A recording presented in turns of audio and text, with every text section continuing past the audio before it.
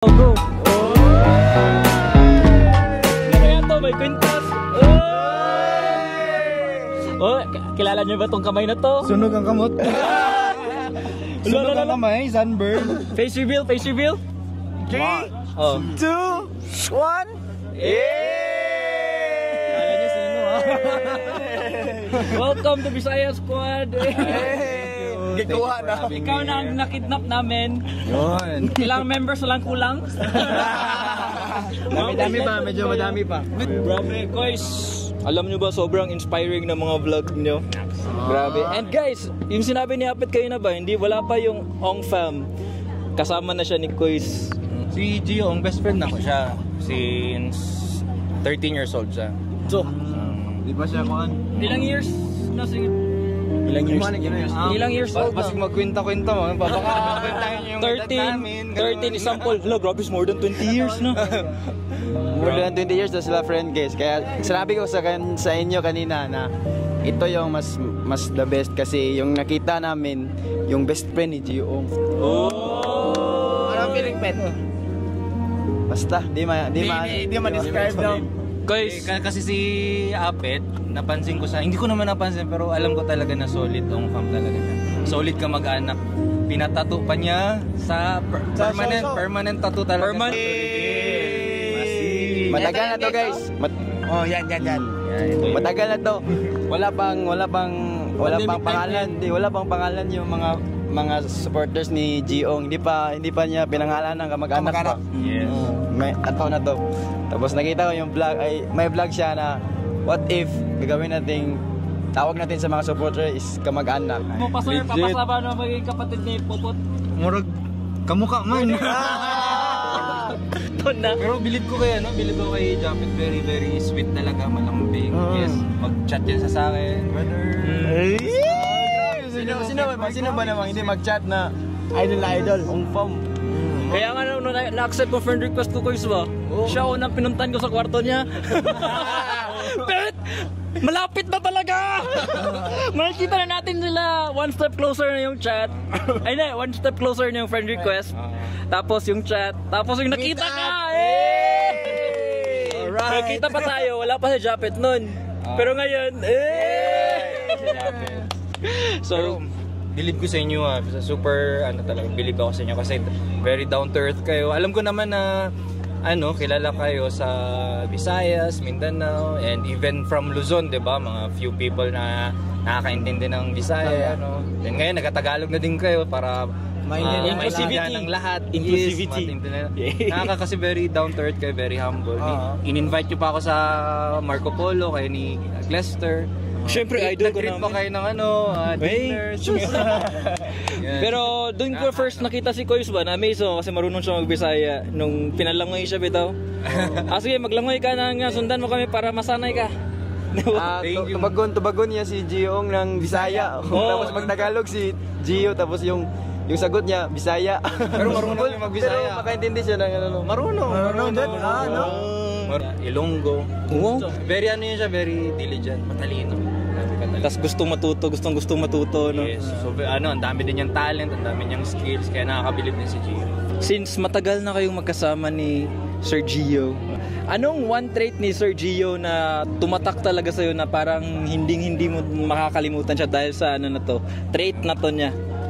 Yun, gusto niya talagang gawing gawing posible ang mga imposible. Kaya lagi niya ako pinupush, kaya mo yan. Pag may pinapagawa siya sa akin, pinapalakad, basta everything na Yung sa tingin mo hindi mo kaya. na hindi ko kaya, pinipilit niya na kaya mo yan, nagagawa niya ng paraan. So, dun, tsaka yung trust, grabe yung trust niya sa akin, tiwala niya sa akin. So, in return din, yun, kaiyak. Yes guys, when you value people, no? When you, totoo talaga yung narinig ko guys, pag i-value mo daw yung people, yung mga tao din around you, i-value ka din nila. Yes. Alam ko kasi yung hirap niya from the start nung struggling pa lang kami pareho. Rapper na hindi pa? Hindi pa rapper? Oo, nagbo-boy band pa, extra pa dati sa alam niya na, sa showbiz, sa mga taping. ganun, hanggang sa naging rapper siya, hanggang sa pinasok niya yung pagbablog. Pero one thing na nagustuhan ko kay talaga, Gio, is very humble din. Katulad sa inyo, very humble, down to earth. Hindi talaga siya nagbago kung ano siya dati, ganun din siya hanggang ngayon. Which is, pero much more na siya, mature, mas tumalino pa. Matalino siya dati pero mas lalong tumalino pa siya. At yun nga, tulad ng sabi ko sa inyo kanina na gusto niyang gawing posible ang lahat ng mga imposible. Lahat ng mga, alam mo yung lahat ng mga sinasabi niya sa akin, tol, gito ganyan, pag naabot ko na to, magiging sikat na ako, di ba? Pag magiging na ako, mag-inspire.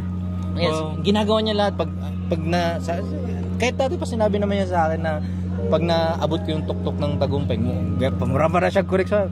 Halika nga tol, gaganyan ako. Sabi niya, huwag kang mag-alala kasi pag nakamit ko yung tuktok ng tagumpay, hindi kita papabayaan. Sasama kita sa tagumpay ko na yun. Which is, ngayon, naabot na niya. Yung, alam niya na, yung na-reach niya yung goal niya, yung dream siya sa buhay. Hindi ka niya iniwan. Hindi niya talaga ako iniwan hanggang ngayon. Actually, na-store, na-share ni Kuis, Tito J, na dati nagbabarko pa siya. Pinauwi. Yes, pinastop niya talaga sa pagbabarko. Then, dun, nasa kanya na ako ngayon. Pero grabe lang, ang Kuis, no? Aside sa kasi, very concerned din siya kasi lagi ako nagsasabi, okay mo siya, yung pagbabarko, delikado talaga. Ito, nagbarko din si Cluster, alam niya. Kagaya sa'yo, Goy. Pinauwi Pinauwi ko siya, pinaunda, pinastop ko ng eskwela. Uy, hindi ako nagpa-stop, uy. Kayo nang stop, uy. Babalik kayo ng school pag gagayan lang pupot ba? Akin naman is delikado. Siguro times 5, times 6 kasi chemical tanker ako. Then may mga karga kami dati na kailangan complete gear, naka-BA kami, breathing apparatus. Parang kung sa layman's term pa, layman's term, yung local term, mga ganun. Street term, parang layman's term pa tawag doon. Oxygen. Oxygen siya. Oxygen. May chemical suit kami, meron kaming balot na balot, may chemical gloves, may chemical boots. Lahat, kompleto kami. Kahit hindi magpasok, mag-connect lang. Kasi lalo yung mga fumes, so depende sa kargada. Kasi may mga kargada kami na isang singhot mo lang, pwede ka nang mamatay. Isang patak lang sa balat mo, pwede ka nang mamatay. So ganun ka-delikado. Like ko ino-open sa kanya. So very naman siya, concerned talaga sa akin. Nung alam niya na delikado yung work ko, pinastop niya ako, pinababa niya ako. So sa kanya na ako ngayon. Sa Conquist ba, may kita natin sa vlog na sobrang, kung makipag-share si Gio, parang inspiring lahat ng sinasabi niya. May nakikita ka ba, may time ba na nakita mo siyang sobrang down niya? Like parang feeling mo give up na to, parang maraming beses na. Maraming beses. Pero pero siya kasi na tao is hindi niya hinayaan na kainin siya ng lungkot, kainin siya ng problema, kainin siya ng, alam mo yun? Instead, ginawa niyang Ginawa niyang fuel para makapag-drive pa siya. Para matakpan niya yung tuwid na direksyon, tamang direksyon. Grabe. Yun, nakaka-inspire. Dapat ganun tayo, guys. Paano kaya mo yan, English na lang. Paano patitibayin ang pagsasamahan ng isang ganyan?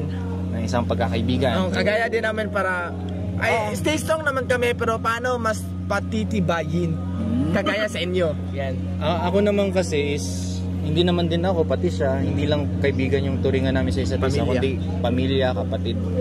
Tsaka sa akin lang naman is sa kanya, lalo sa kanya, ayaw niya nang nagsisinungaling talaga.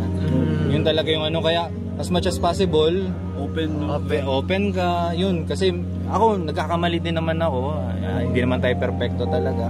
May mga times na nagkakamali, pero alam mo yung, tulad ng sabi niya na, alam mo yung ang mali ay magiging mali lang pag inulit mo yung pagkakamali. Oo. Diba? Iba na yun, yun yung nakita ko sa vlog niya, guys. So, pero nakalimutan ko na yung Tagalog, pero alam ko yung meaning. Since maraming na-inspire sa akin, million na tao, million na tao yung na-save niya from depression, from anxiety. So why not i-apply ko din sa sarili ko? Nagkakamali. Dati naman talaga, ang dami kong kamalian talaga, sobrang ang dami kong kamalian. Pwede kong... Siyempre, tao lang tayo. Pwede ko isa-isahin yan. Maubos talaga yung Manila paper. Ikaw, before to enumerate. Pero, yun. Kaya mo yan. Kaya Teo, kaya mo yan. Kaya mo talaga. Kaya mo yan. Ha? Mga tanong mo. Ay. Mamaya na. Sige, Japet na lang. Japet. Sa man? Wala, ano gusto mo? Kaya mo yan, Japet. Tanong sa kanya? Idol mo. Ah, Idol. Sa kanila. kung ano naman yung question, wala ba? Okay ra. May chance ba na ma-meet namin yung... may chance ma-meet ba namin yung buong Ong Fam? Alam nyo, mostly talaga sa mga solid na kagaya nyo, solid na kamag-anak, solid na taga-suporta ng OngFam. Nakita ko talaga, pinatatok mo pa nga yung ano eh. Lahat kayo updated kayo sa vlog, updated kayo sa videos nila, updated kayo sa pangyayari. Parang movie. Oo, di ba? Hindi malayong mangyari. Yung isang Hindi oras- malayong mangyari talaga kasi may drive kayo eh. Natin isip pa sa buhay. Oo.